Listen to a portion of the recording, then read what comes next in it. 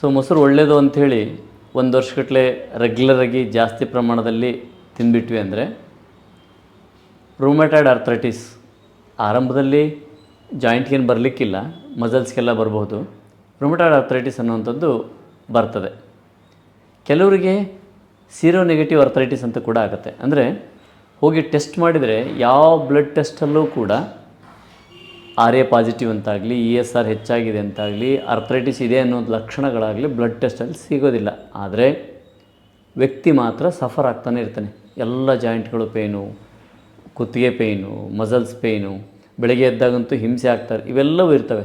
ಆ ವೈದ್ಯರು ಏನು ಮಾಡ್ತಾರೆ ಅಂದರೆ ಇದನ್ನು ನಾವೇನು ಗುರುತಿಸ್ತೀವಿ ಅಂದರೆ ಸೀರೋ ನೆಗೆಟಿವ್ ಆರ್ಥ್ರೈಟಿಸ್. ಅಂದರೆ ಸೀರಮ್ಮಲ್ಲಿ ಬ್ಲಡ್ಡಲ್ಲಿ ಹುಡುಕಿದರೆ ಸಿಗೋದಿಲ್ಲ, ಆದರೆ ಆರ್ಥ್ರೈಟಿಸ್ ಲಕ್ಷಣಗಳಿದ್ದಾವೆ. ಹಾಗಾಗಿ ಆರ್ಥ್ರೈಟಿಸ್ ಏನು ಚಿಕಿತ್ಸೆ ಮಾಡಬೇಕು ಆ ಎಲ್ಲ ಚಿಕಿತ್ಸೆಗಳನ್ನು ಮಾಡ್ತೀವಿ. ಅದು ಆಯುರ್ವೇದದಿಂದ ಬಂದರೆ ಬಸ್ತಿ ಚಿಕಿತ್ಸೆ, ಪಂಚಕರ್ಮ ಚಿಕಿತ್ಸೆಗಳಲ್ಲಿ ಪ್ರಧಾನವಾದದ್ದು. ಹಾಗೆ ಓರಲ್ ಮೆಡಿಸಿನ್ ಕೊಡ್ತೇವೆ. ಸೊ ಸಾಕಷ್ಟು ಎಕ್ಸ್ಟರ್ನಲ್ ಪರಿಮಾರ್ಜನೆ ಚಿಕಿತ್ಸೆ, ಎಕ್ಸ್ಟರ್ನಲ್ ಟ್ರೀಟ್ಮೆಂಟ್ಸ್ ಎಲ್ಲ ಮಾಡ್ತೇವೆ. ವೆರಿ ಸೇಫ್ ಮತ್ತು ಸ್ವಲ್ಪ ನಿಧಾನವಾಗಿ ಆದರೂ ಕೂಡ ಪರ್ಮನೆಂಟಾಗಿ ಆರಾಮಾಗ್ತಾ ಹೋಗ್ತದೆ. ಅದೇ ಬೇರೆ ಸಿಸ್ಟಮ್ಗಳಲ್ಲಿ ಹೋದರೆ ಸ್ಟಿರಾಯ್ಡ್ ಕೊಡ್ಬೋದು, ಹೈಡ್ರೋಕ್ಲೋರೋಕ್ವಿನೈನ್ ಕೊಡ್ಬೋದು. ಈ ಥರ ಸ್ವಲ್ಪ ಅಪಾಯಕಾರಿ ಚಿಕಿತ್ಸೆಗಳೇ, ಆದರೆ ತಕ್ಷಣ ಎಲ್ಲ ರಿಲೀಫ್ ಆಗಿರ್ತದೆ ಜಾಯಿಂಟ್ಗಳು ಅಂತ ಇರ್ತದೆ. ಸೊ ಈ ಎರಡನ್ನೂ ಆಯುರ್ವೇದ ಡಾಕ್ಟ್ರ್ ಹತ್ರನೂ ಬರಬಾರ್ದು, ಅಲೋಪತಿ ಡಾಕ್ಟ್ರ್ ಹತ್ರನೂ ಬರಬಾರ್ದು. ನಿಮಗೆ ಸೀರೋ ನೆಗೆಟಿವ್ ಆರ್ಥ್ರೈಟಿಸು ಬರಬಾರ್ದು, ಸೀರೋ ಪಾಸಿಟಿವ್ ಆರ್ಥ್ರೈಟಿಸು ಬರಬಾರ್ದು. ಅಂದರೆ ಮೊಸರನ್ನು ನಿಯಂತ್ರಣ ಮಾಡಿ ವಾರದಲ್ಲಿ 2 ಸರಿ 16 ವರ್ಷದ ನಂತರದವರು ಒಂದು ಸ್ವಲ್ಪ ತಿಂದರೆ ಓಕೆ. ಮೊಸರು ಬೇಡ ಅಂದರೆ ಹೇಗೆ ಡಾಕ್ಟ್ರೇ? ಮತ್ತು ಮಜ್ಜಿಗೆ, ಖಂಡಿತವಾಗಲೂ ಮಜ್ಜಿಗೆನ ತೊಗೊಳ್ಬೋದು. ಮಜ್ಜಿಗೆ ಭೂಲೋಕದಲ್ಲೇ ಅಮೃತ.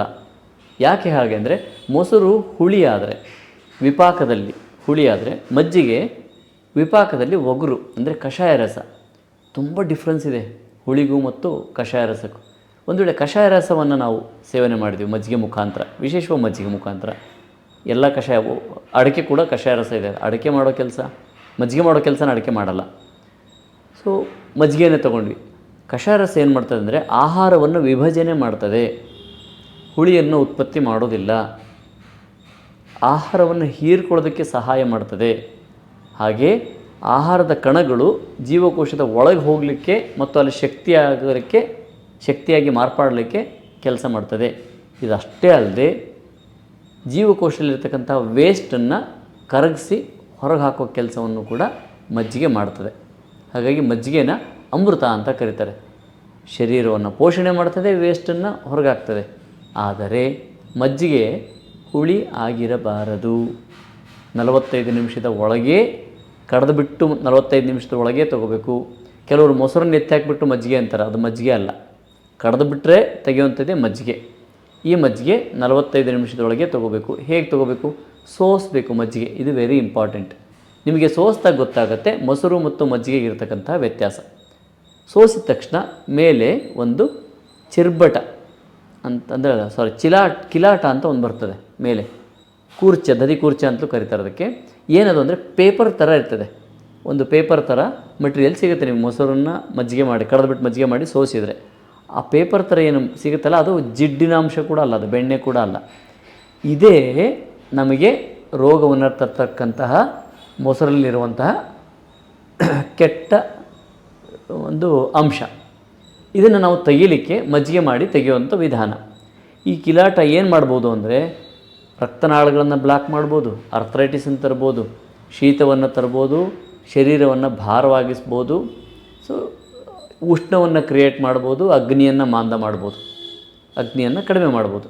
ಆ ಕಿಲಾಟವನ್ನು ತೆಗೆಯೋ ಮೆಥಡ್ ಕಡ್ದು ಬಿಡಿ, ಸಪ್ರೇಟ್ ಆಗಿಬಿಡ್ತದೆ, ಸೋಸಿಬಿಡಿ, ಈಚೆ ಬಂದುಬಿಡ್ತದೆ.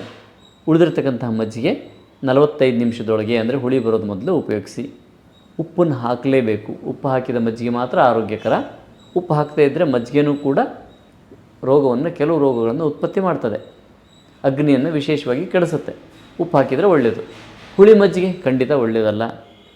ಹುಳಿ ಮಜ್ಜಿಗೆ ತುಂಬ ಕೆಟ್ಟ ತೊಂದರೆಯನ್ನು ಮಾಡ್ತದೆ. ಹಾಗಾಗಿ ತಾಜಾ ಮಜ್ಜಿಗೆಯನ್ನು ಉಪಯೋಗಿಸೋದು ಆರೋಗ್ಯಕರ. ಹಾಗಾಗಿ ಮೊಸರಿನ ಬದಲು ಮಜ್ಜಿಗೆಯನ್ನು ಉಪಯೋಗಿಸಿ ಆರೋಗ್ಯವಾಗಿ ಇರ್ಬೋದು. ಈಗ ಮಕ್ಕಳಿಗೆ ಮಜ್ಜಿಗೆ ಕೊಡ್ಬೋದಾ ಅಂತ ಪ್ರಶ್ನೆ ಬರ್ತದೆ. 16 ವರ್ಷದ ಮಕ್ಕಳಿಗೆ ಮೊಸರು ಬೇಡ ಅಂದರೆ ಮಜ್ಜಿಗೆ ಕೊಡ್ಬೋದಾ ಅಂತ. ಅದು ಕೂಡ ಮೊಸರಿನಂತೆ ಬೇರೆ ಕೆಟ್ಟ ಕೆಲಸವನ್ನು ಮಾಡದೇ ಇದ್ದರೂ ಶರೀರ ವರ್ಧನೆ ಆಗಲಿಕ್ಕೆ ಹೆಚ್ಚು ಸಹಾಯಕರ ಅಲ್ಲ. ಯಾಕಂದರೆ ಮಜ್ಜಿಗೆಯನ್ನು ನಾವು ಹೆಚ್ಚು ಪ್ರಮಾಣದಲ್ಲಿ ಸೇವನೆ ಮಾಡಿದರೆ ದಪ್ಪ ಇರೋರು ಸಣ್ಣ ಆಗ್ತೀರ, ಅದು ಹೆಲ್ದಿಯಾಗೆ ಸಣ್ಣ ಆಗ್ತೀರ, ಅದರೇನು ಡೌಟ್ ಇಲ್ಲ.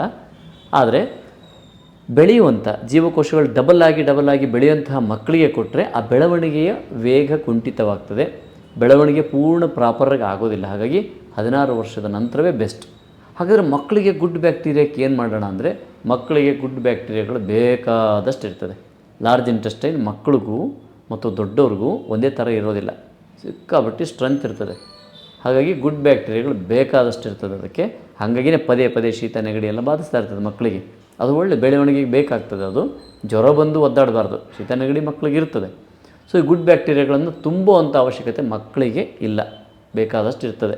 ನಾನು ಆವಾಗಲೇ ಹೇಳ್ದಂಗೆ ಗುಡ್ ಬ್ಯಾಕ್ಟೀರಿಯಾ ತುಂಬೋ ವಿಧಾನ ಕೂಡ ಭಾಳ ಅಚ್ಚುಕಟ್ಟಾಗಿದೆ, ನೀವೇನು ತುಂಬ ಅವಶ್ಯಕತೆ ಇಲ್ಲ. ಲಾರ್ಜ್ ಇಂಟೆಸ್ಟೈನ್ ಚೆನ್ನಾಗಿಟ್ಟರೆ ಸಾಕು. ಹಾಗಾಗಿ ಮೊಸರಿನ ಬಗ್ಗೆ ತಮಗಿದ್ದ ಡೌಟ್ಗಳು ಬಹುಶಃ ಈ ವಿಡಿಯೋದಿಂದ ಕ್ಲಿಯರ್ ಆದವು ಅಂತ ಅನ್ಕೋತೀನಿ.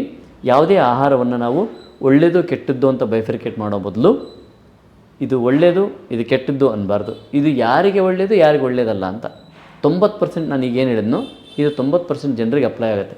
ಇನ್ನೊಂದು 10% ಜನರಿಗೆ ಇದು ಅಪ್ಲೈ ಆಗಲ್ಲ.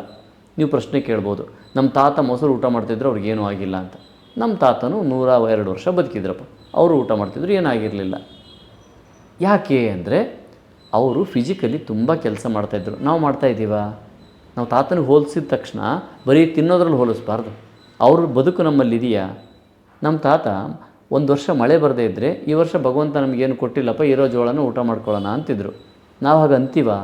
ಒಂದು ತಿಂಗಳು ಸಂಬಳ ಬರಲಿಲ್ಲ ಅಂದರೆ ನಮ್ಮ ಅಲ್ಲೋಲ ಕಲ್ಲೋಲ ಆಗಲ್ವಾ? ಸೊ ಇವತ್ತಿನ ಪರಿಸ್ಥಿತಿ ಹೇಗಿದೆ ಅಂದರೆ ನಾಳೆ ಏನು ಅನ್ನೋಂಥದ್ದು ಸಿಕ್ಕಾಬಟ್ಟು ತಲೆಯಲ್ಲಿ ಥಾಟಿದೆ. ಆ ಪರಿಸ್ಥಿತಿ ತಾತನಿಗಿರಲಿಲ್ಲ. ನಾಳೆ ಏನು ಅನ್ನೋ ಪರಿಸ್ಥಿತಿನ ಭಾಳ ಕಷ್ಟಪಟ್ಕೊಂಡು ಒದ್ದಾಡ್ತಿರ್ಲಿಲ್ಲ. ಅವರು ಸುಖ ನೆಮ್ಮದಿಯಿಂದ ನಿದ್ದೆ ಮಾಡೋರು, ಬೆಳಗಿನಿಂದ ಸಂಜೆ ತನಕ ಕೆಲಸ ಮಾಡೋರು. ಈ ಕಂಡೀಷನಲ್ಲಿ ಮೊಸರು ತಿಂದರೆ ಏನಾಗುತ್ತೆ? ಜೀರ್ಣ ಆಗ್ತದೆ, ಸಹಾಯ ಆಗ್ತದೆ.